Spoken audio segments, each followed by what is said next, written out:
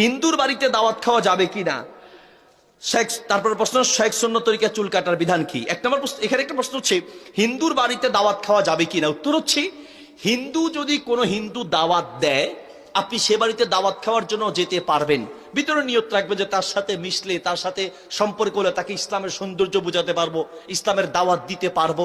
এইভাবে আপনি যদি এই উদ্দেশ্যে কোনো হিন্দুর বাড়িতে যান তাহলে অসুবিধা নাই। তবে দাওয়াত খাওয়ার ক্ষেত্রে মনে রাখতে হবে হিন্দুদের জবাই করা কোনো পশুর গোশত খাওয়া যাবে না।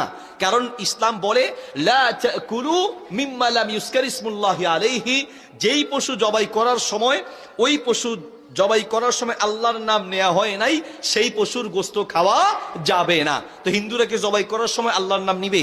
বিসমিল্লাহ বলবেন। আবার যদি আপনি কোনো হিন্দুকে শিখায়া দেন যে তোমার বাড়িতে দাওয়াত খামু কিন্তু জবাই করার সময় বিসমিল্লাহ বলবা, জবাই করার সময় সে বিসমিল্লাহ বললেও জায়েজ হবে না, কারণ তার ভিতরে ঈমান